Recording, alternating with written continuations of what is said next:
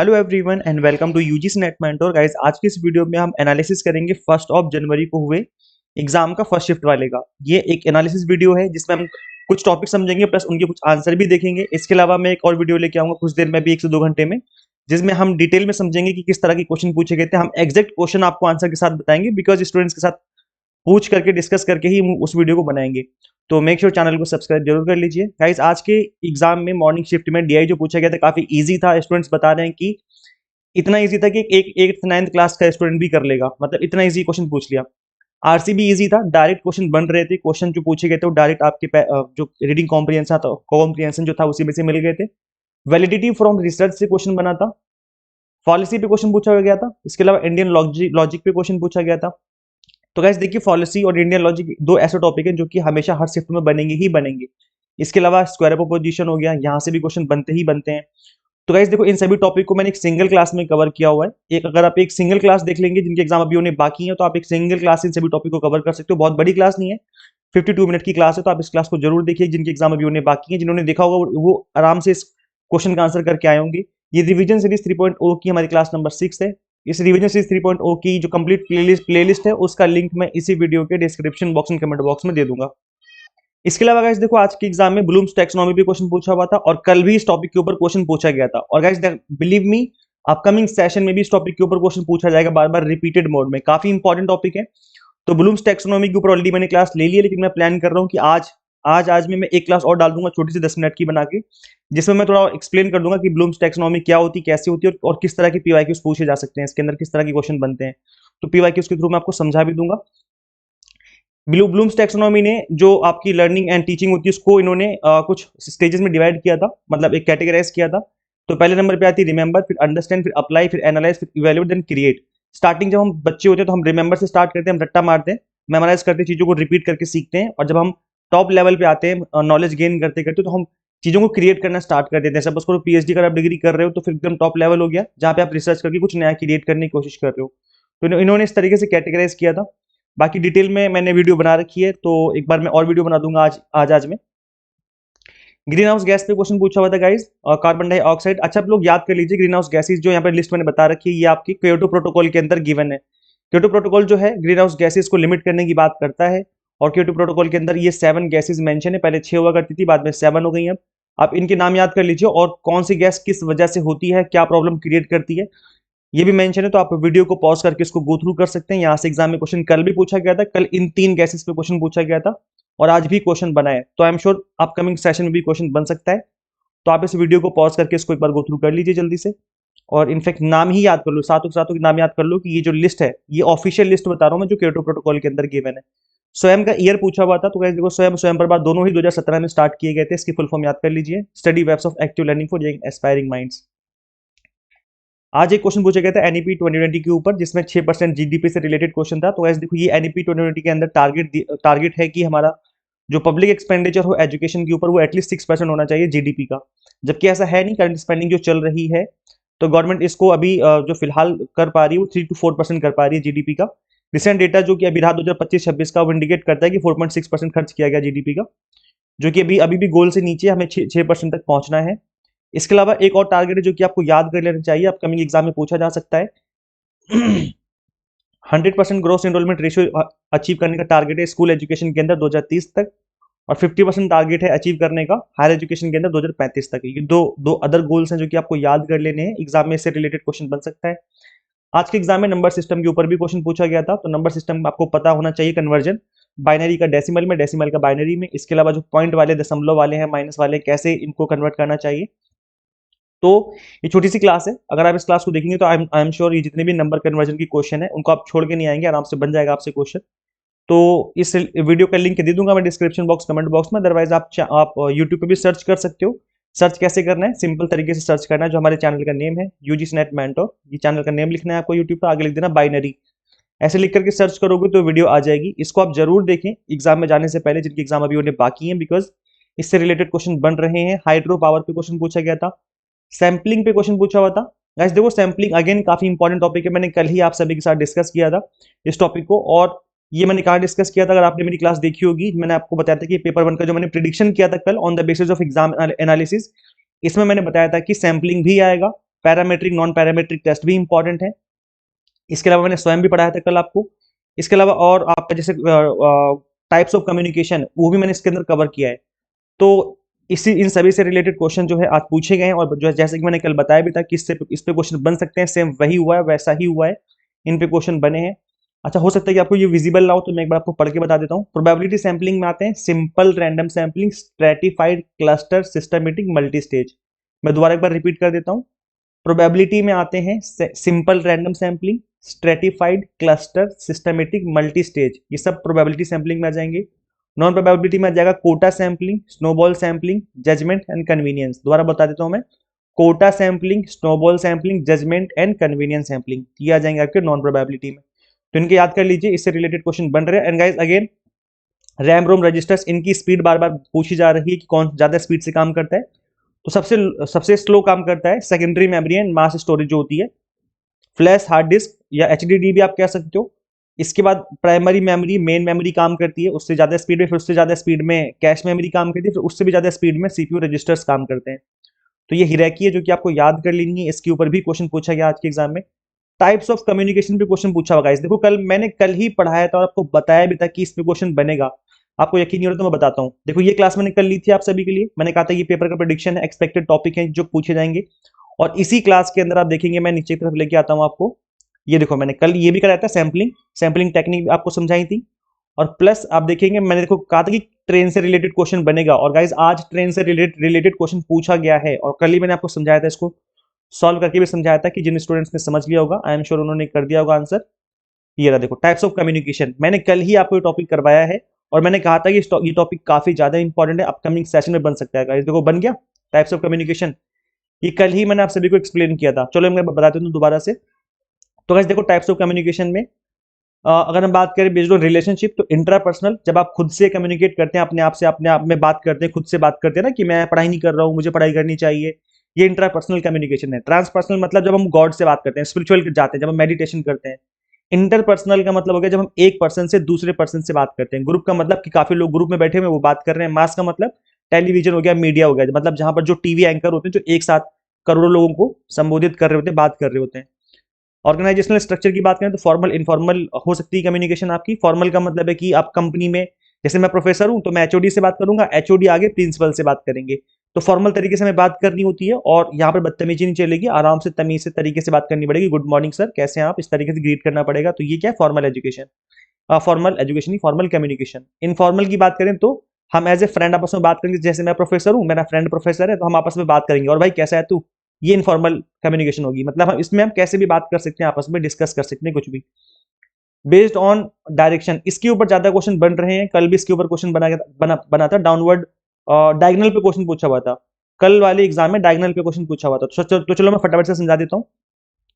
Vertical क्या होता है? वर्टिकल का मतलब होता है हम ऊपर या नीचे की तरफ बात कर रहे हैं। जैसे एग्जांपल के तौर पे, जैसे मैं प्रोफेसर हूं, मैं अपने एचओडी से बात करूंगा, एचओडी आगे प्रिंसिपल से बात करेगा। तो ये वर्टिकल कम्युनिकेशन कहलाएगी, जहां पे हम एक ही डिपार्टमेंट के अंदर एक हिरैर्की में बात कर रहे हैं। हॉरिजॉन्टल का मतलब है, हॉरिजॉन्टल में क्या हो जाएगा guys? जहां पे हम सेम लेवल पे बात कर रहे हैं। जैसे मैं प्रोफेसर हूं, मेरा फ्रेंड भी प्रोफेसर है, तो हम सेम लेवल पे बात कर रहे हैं, तो ये क्या है, हॉरिजॉन्टल। अपवर्ड में अगेन वही, अपवर्ड मतलब हम ऊपर की तरफ बात कर रहे हैं। मैं प्रोफेसर एचओडी से बात करूं, एचओडी आगे प्रिंसिपल से बात कर रहा है, अपवर्ड हो गया। डाउनवर्ड का मतलब नीचे की तरफ आ जाओ, कि प्रिंसिपल ने कोई बात बोली एचओडी को, एचओडी ने मुझे बोल दिया कैसे करना है क्लास में, ये डाउनवर्ड हो गया। डायगोनल का मतलब हो जाएगा कि जब हम एक डिपार्टमेंट से दूसरे डिपार्टमेंट में बात कर रहे हैं। जैसे हमारा मैनेजमेंट डिपार्टमेंट है, एक है इंजीनियरिंग डिपार्टमेंट अलग है कॉलेज में, मैनेजमेंट डिपार्टमेंट अलग है। अब मैं इंजीनियरिंग डिपार्टमेंट के पियोन से बात कर रहा हूँ कि बेटा मेरे लिए चाय बना के ले आओ। तो ये जो है डायगोनल हो गया ना, डायगोनल हो गया मतलब हम हमारा डिपार्टमेंट भी चेंज हो गया और हमारा लेवल भी चेंज हो गया। मैं एक प्रोफेसर हूँ और मैं इंजीनियरिंग के प्रोफेसर से बात करूंगा, तब तो फिर वो हॉरिजॉन्टली कहलाएगा। लेकिन ये डायगोनल कब बनेगा? जब मैं दूसरे डिपार्टमेंट के दूसरे लेवल पे बात कर रहा हूं। मैं प्रोफेसर होकर एक पियोन से बात कर रहा हूं, तो वो क्या कहलाएगा, डायगोनल। और इसी पे क्वेश्चन पूछा गया था। फिर बेसिस ऑन चैनल की बात करें तो वर्बल नॉन वर्बल हो जाएगा, जहां पे हम शब्दों का यूज करते हैं, जहां पे हम शब्दों का यूज नहीं करते हैं। तो इस पे क्वेश्चन पूछा हुआ था आज गाइस। सर्वे पे क्वेश्चन पूछा हुआ था, और कल ही मैंने आपको बताया थे सर्वे की जो टेक्निक्स होती है, मतलब जो टूल्स एंड टेक्निक्स होती हैं डेटा कलेक्शन की।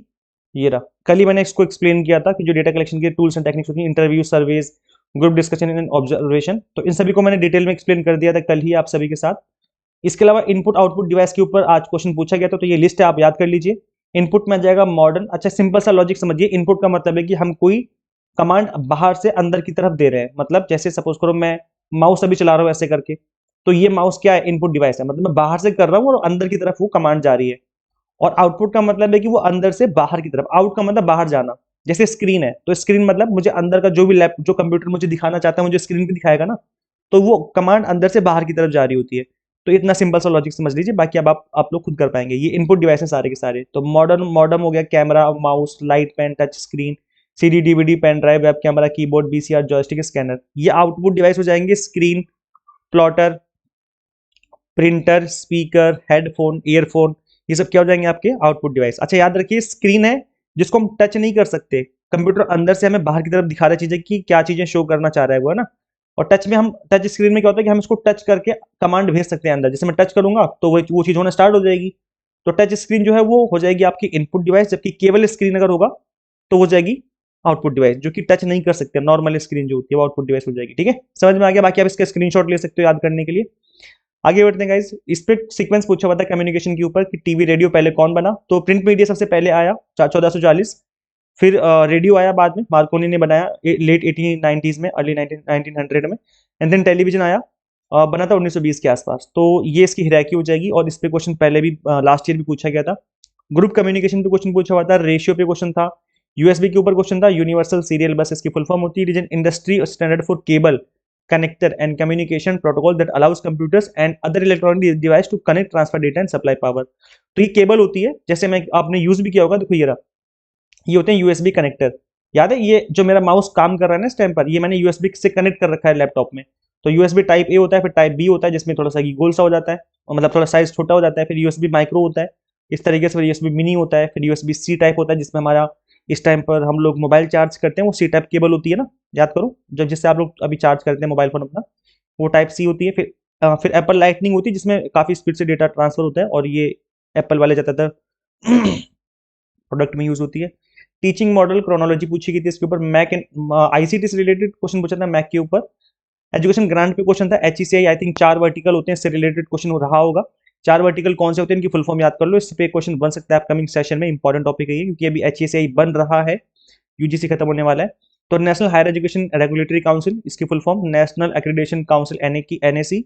Higher education grant council, HEGC, ये है जो ग्रांट का काम देखेगा, बट इसको जो है कंट्रोल करेगी हमारी education ministry. General education council, GEC. तो ये 4 वर्टिकल्स हैं जो कि आपको याद कर लेने हैं। इसके अलावा असर्सन रीजन के ऊपर क्वेश्चन पूछे गए थे पेपर 2 के अंदर। ऐसा बताया गया कि 4-5 क्वेश्चन थे जो कि पेपर 2 में पूछे गए थे असर्सन रीजन पे क्वेश्चन। अभी तक असर्सन रीजन पे क्वेश्चन नहीं बन रहे थे, बट आज के शिफ्ट में पूछे गए हैं। तो जिनके एग्जाम अभी होने बाकी हैं आप लोग एक बार गो थ्रू कर लो। असर्सन रीजन कैसे क्वेश्चन सॉल्व किए जाए इसके ऊपर मैंने ऑलरेडी वीडियो बना रखी है। कुछ टिप्स एंड ट्रिक्स हैं, अगर आप समझ लेंगे तो आपके लिए क्वेश्चन सॉल्व करना ईजी हो जाएगा। इसका लिंक मैं description box and comment box में दे दूंगा। जिनके एग्जाम अभी होने बाकी हैं आप लोग एक बार गो थ्रू कर लीजिए। कोठारी कमीशन पे क्वेश्चन था। कोठारी कमीशन जो है 1964 में बना, और इसकी कुछ रिकमेंडेशन थी। जैसे इनकी रिकमेंडेशन थी कि यूनिवर्सल फ्री एजुकेशन दी जाए 6 से 14 साल के बच्चों को। 10+2+3 का सिस्टम लेके आया गया। 3 लैंग्वेज फार्मूला रखा गया इसके अंदर, science, maths, vocationalisation and making work experience a core part of schooling. तो इससे रिलेटेड गाइज देखो, कमीशन तो सारे ही इंपॉर्टेंट है, आपको अच्छे से पढ़ के जाने, बट कोठारी कमीशन पे क्वेश्चन बना था जो कि 1964 में बनाया गया था। Movies terms, cinema related terms पूछे गए थे एग्जाम में, तो आज भी मूवी से रिलेटेड क्वेश्चन था, बट कुछ टर्म्स पूछे गए थे। इसके अलावा मैथ में स्टेटमेंट बेस्ड क्वेश्चन पूछे गए थे। जैसे एक क्वेश्चन था जिसमें 4 स्टेटमेंट गिवन है, जैसे इसमें ट्रेन से रिलेटेड दे दिया, फ्रैक्शन दे दिया, रेशियो दे दिया। अब इसमें आपको बताना था कि कौन सी सही कौन सी गलत है। तो ट्रेन एक ऐसा, ट्रेन स्पीड हो गया, फ्रैक्शन, रेशियो, इस तरह के क्वेश्चन थे। ट्रेन एक ऐसा टॉपिक है जो कि एग्जामिनर का फेवरेट टॉपिक है, इसको कर लीजिए। मैं बार बार बोल रहा हूँ, जिन स्टूडेंट्स का एग्जाम होने बाकी हैं पढ़ लो, देख लो। छोटी सी क्लास है, इस क्लास को देखने के बाद आई एम श्योर कि आप इस क्वेश्चन को छोड़ के नहीं आएंगे। बहुत ही इजी तरीके से ट्रेन स्पीड से रिलेटेड क्वेश्चन मैंने सॉल्व करके बताया, मैंने पीवाईक्यूज ही सॉल्व करे इस क्लास के अंदर। तो इस क्लास को देख लीजिए। ये क्लास अगेन मैं बता दूं कैसे मिलेगी, वही सेम काम करना है। हमारे जो चैनल का नेम है यूजीसी नेट मेंटोर, पूरा नाम लिखना है चैनल का, उसके बाद आगे लिख देना ट्रेन। ऐसे सर्च करोगे तो वीडियो आ जाएगी जिसकी मैं बात कर रहा हूँ। गाइस बिलीव मी, एक सिंगल क्लास, इस क्लास को देखने के बाद आप इस क्वेश्चन को छोड़ के नहीं आएंगे, गारंटी है, क्योंकि इतने इजी तरीके से मैंने इस टॉपिक को इसमें एक्सप्लेन किया हुआ है। तो देख लीजिए। हायर एजुकेशन ऑर्गेनाइजेशन के ऊपर क्वेश्चन था, मैचिंग से रिलेटेड क्वेश्चन पूछा हुआ था। एनवायरमेंट प्रोटोकॉल पे क्वेश्चन था, अगेन काफी इंपॉर्टेंट टॉपिक है, पढ़ के जाना है। टाइप्स ऑफ रिसर्च में क्वालिटेटिव क्वांटिटेटिव रिसर्च से रिलेटेड क्वेश्चन पूछा हुआ था। पैरामेट्रिक और नॉन पैरामेट्रिक टेस्ट पे क्वेश्चन पूछा हुआ था। गाइस देखो, पैरामेट्रिक टेस्ट कौन कौन से होते हैं, टी टेस्ट हो गया, अनोवा, पियर्सन कोरिलेशन। और नॉन पैरामेट्रिक में आ जाएंगे आपका Mann Whitney U test, Wilcoxon test, Kruskal Wallis test and Spearman rank correlation. तो ये तो याद कर लो कि कौन कौन से टेस्ट हैं क्योंकि एग्जाम के लिए इंपॉर्टेंट है, बट कौन से कब अप्लाई किए जाते हैं। जब डेटा हमारा नॉर्मल डिस्ट्रीब्यूटेड हो तब इनको यूज किया जाता है, और जब डेटा नॉर्मल डिस्ट्रीब्यूट ना हो तब इसको यूज किया जाता है। होमोजेनिटी होती है और इंडिपेंडेंस। इसके अंदर देखो गाइस, इसको मैं बहुत ज्यादा डिटेल में एक्सप्लेन नहीं करूंगा बिकॉज इसके ऊपर मैंने ऑलरेडी क्लास ले रखी है। पैरामेट्रिक नॉन पैरामेट्रिक टेस्ट मैंने बहुत डिटेल में समझा रखे हैं। टी टेस्ट क्या होता है, नोवा क्या होता है, chi-square टेस्ट क्या होता है, सब कुछ अच्छे से एक्सप्लेन कर रखा है। तो अभी तक आपने उस क्लास को नहीं देखा तो देख लीजिए, उसका लिंक भी मैं डिस्क्रिप्शन बॉक्स कमेंट बॉक्स में दे दूंगा। जिनके एग्जाम अभी उन्हें बाकी है, प्लीज मैं आप सबसे रिक्वेस्ट करूंगा कि उस क्लास को जरूर देखिए। आप ऐसे भी सर्च कर सकते हो यूट्यूब पर, सिंपल काम करना है, यूजीसी नेट मेंटर लिख देना, आगे लिख देना टी टेस्ट, ऐसे लिख के सर्च करोगे तो वीडियो आ जाएगी, उसको जरूर देखिए। उसमें काफी डिटेल में मैंने सभी चीजों को एक्सप्लेन कर रखा है। तो क्लास आप सभी के लिए रिकमेंडेड रहेगी। पेपर 1 के ऑल 10 यूनिट्स को आप मिनिमम टाइम में रिवाइज कर सकते हो। जैसे कि मैंने बताया कि मैंने इसमें सिर्फ उन्हीं टॉपिक को कवर किया है जो कि इंपॉर्टेंट है, जहां से हर बार क्वेश्चन बन रहे हैं।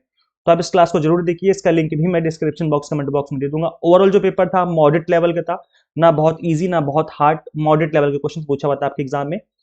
इसके अलावा गाइस देखो, अभी न्यू ईयर ऑफर चल रहा है, अगर आपका एग्जाम अच्छा नहीं गया है तो आप अभी इनरोल करके अपनी जो प्रिपरेशन स्टार्ट कर लीजिए। गाइस देखो, मैंने भी अपने इस एग्जाम को फर्स्ट अटेम्प्ट में क्रैक किया था, और इसका फॉर्मूला यही है कि आप एग्जाम टारगेटेड स्टडी करें स्टार्टिंग से। तो paper 1 commerce management and political science हम आपको पढ़ाते हैं, कंप्लीट कंटेंट आपको बाइलिंगुअल मिल जाता है, 100 mock test and PDF notes मिल जाते हैं जिनका आप प्रिंट आउट भी निकाल सकते हैं।